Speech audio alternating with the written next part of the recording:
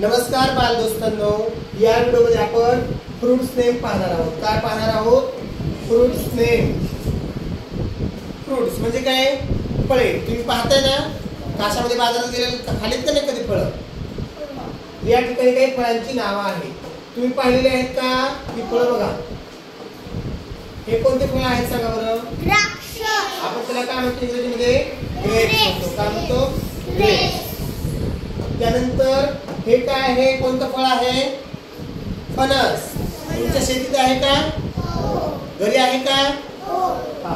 याला आपण इंग्रजीमध्ये जॅकफ्रूट म्हणतो. बरोबर आहे ना? हे फणस आहे. याला आपण इंग्रजीमध्ये जॅकफ्रूट म्हणतो. बरोबर आहे ना? त्यानंतर कोणतं फळ आहे हे? पाइनएप्पल.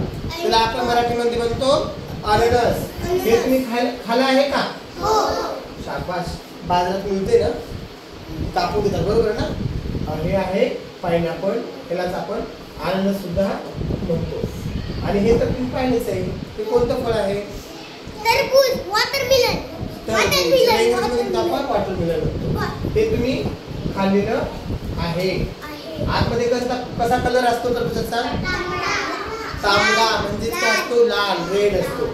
अशा पद्धतीने आपण ही सर्व फळं तुम्ही पाहिलेली आहेत. हे आहे ग्रेप्स, जॅकफ्रूट, हे आहे पाइनएप्पल आणि हे आहे वॉटरमेलन. बरोबर ना? हे चला लिहून घ्या. मग ही नावं तुम्हाला लिहून घ्यायची आहे पहिली. ग्रेप्स म्हणजे काय रे? अंगूर. जॅकफ्रूट म्हणजे फणस.